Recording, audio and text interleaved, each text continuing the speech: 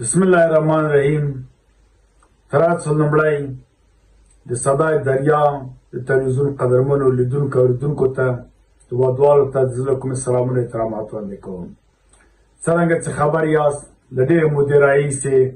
د افغانستان د منځګړیتوب ملي حرکت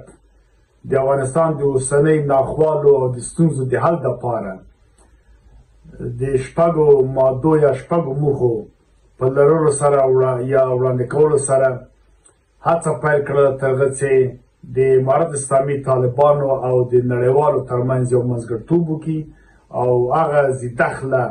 مطرح هېوادونه چې د افغانستان په چارو کې کولی شي د غمیزې ته د پای ټکی کړي، مساعدتونه وکړي، د دوی سره په اړیکه کې شي او د افغانستان او د امارت اسلامي د افغانستان او د نړیوالو اړیکې سره تامین کړي تر څو چې دا ستونزې په لویه کچه باندې حل شي. نو د حرکت چې پخوانه پیسه او نړیوالو سره هم خبرې اترې وکړلې، د امارت اسلامي چارواکو سره هم په تماس کې وه. بالاخره چې ډاډ ترلاسه شه او ترسره شه، په 15 د نومبر باندې په نړیوال کنفرانس په ترڅ کې د ټول 40 تنه د رهبري شورا غړي او 500 کادري شورا غړي د دې حرکت همدا ډول ځینې مېلمانو ژورنالستان په وجدت باندې خپل شتون اعلان کړ. نو بنا اوس نو دې هکله باندې به ډېر معلومات د دې حرکت مشر چې جناب انجینر صاحب احمدشاه سادات ده او زه عزیز مارج لومړی مرستیال او ویاند یم، د هغه خبرې به واورو او همدارنګه ورپسې به د ښاغلي پروفیسر صاحب هدایت الله حنفي شینواري معلومات به هم په دې هکله باندې تاسو ته رایې کړي چې هغه یې دوهم مرستیال ده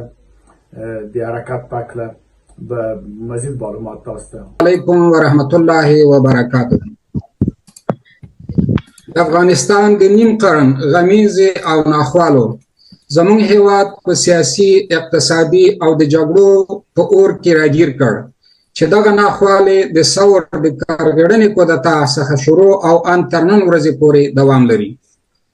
اوس چې نسبتاً د جګړو او اور مخوه شوی او اقتصادي او سیاسي ناخوالې او بېثباتي لا هم دوام لري،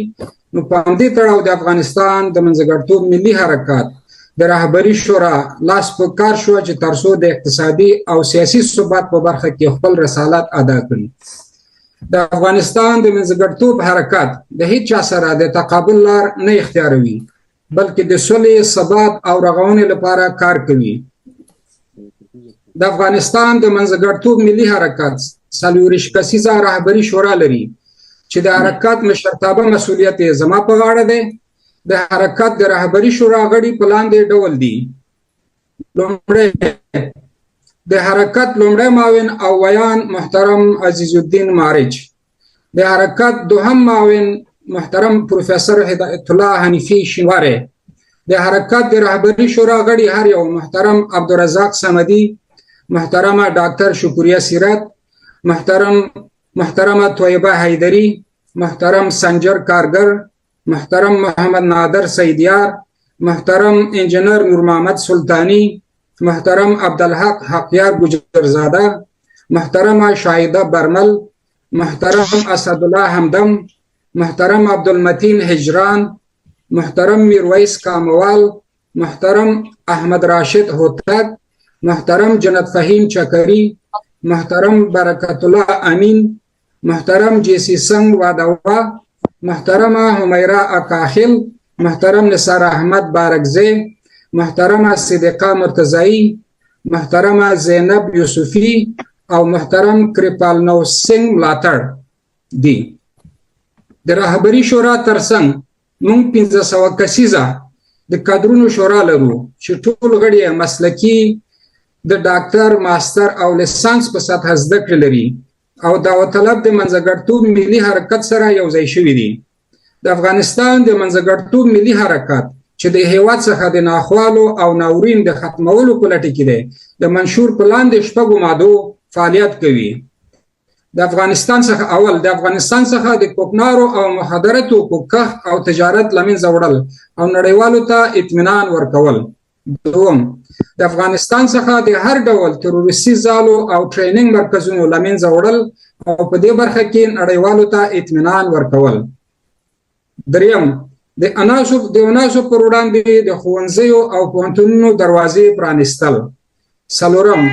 اناسو ته د شریعت او افغاني دود سره سم د کار کولو اجازه ورکول. پنځم د نړیوالو لخوا د افغانستان په رسمیت پیژندل او بیرته نړیوال موقف ترلاسه کول او د طالبانو مشرانو له تور لیست څخه ویستل. شپږم د نړیوالو مرستې راجلبول هم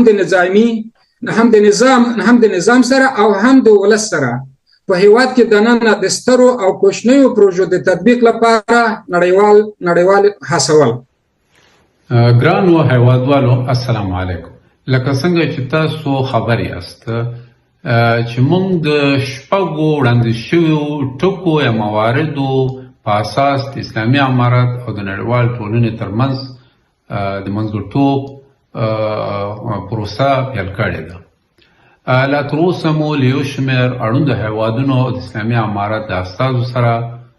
په دې اړه خبرې اترې کړې دي چې خوشبختانه له دوی څخه مو مثبت ځوابونه ترلاسه کړي دي. د شپږو پورتنیو مواردو په هکله چې لومړنی مورد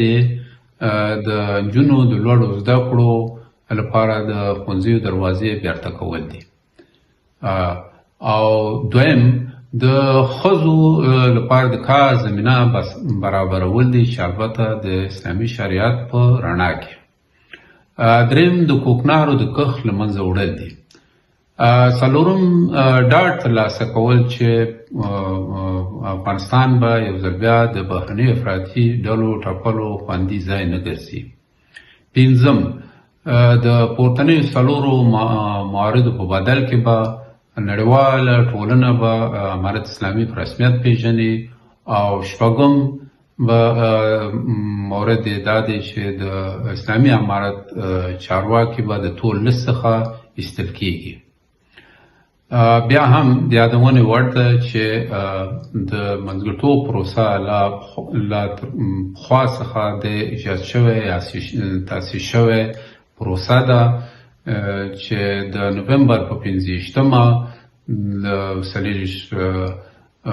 لوړپوړو غړو او د 500 کسیزه رضاکارو کادرونو شورا سره په ګډه موږ یوه غونډه درلوده چې د هغې په ترڅ کې موږ خپل د شتون اعلان وکړ. او په نهایت کې زما دا هیله ده چې د اسلامي امارت څخه چې د منځګړیتوب د پروسې سره په مرسته وکړي چې تر څو پورې په ګډه سره په دې لار کې بریالي شو. او په آخره کې بیا زه دا وایم چې د منځګړیتوب حرکت دا یو ګوند نه دی، بلکې دا یو حرکت دی چې د نړیوال ټولنې او د اسلامي امارت ترمنځ یو جوړجاړی ته زمینه برابروي. او زموږ هدف یوازینی هدف دا دی چې موږ څنګه وکولی شو چې خپل ولس لپاره یو ښه راتلونکی او هوسا ژوند ته زمینه مساعده کړو. وروسته کې بیا هم تاسو د خوږو د دریای صدا ملي او نړیوال تلویزیون د اوریدونکو نه مننه کوم چې د منځګړیتوب د افغانستان د منځګړیتوب ملي حرکت په هکله معلومات سره کړل. نور چارې فعالیتونه چې کوم یو مخې ته ځي او موږ پرې کار کوو او څه لاسته راوړنې کېږي او څه پرمختګونه کېږي، انشاءالله رحمان هر څه به د شفافیت له مخې د رڼا له مخې نه ټولو هېوادوالو سره ټولو افغانانو سره په کور دننه کور بهر شریکوو او هر څه په مشترکه توګه له تاسو سره مخ ته بیایو. تر دا منځګړیتوب حرکت یو سیاسي ګوند نه ده، بلکې یو د رفاه او سعادت او د افغانستان د هوساینې پرمختګ د ثبات لپاره کار کوي. انشاءالله بریا او هر څه به تاسو ته ډاډ درکوو، ځکه څنګه څه واورېدله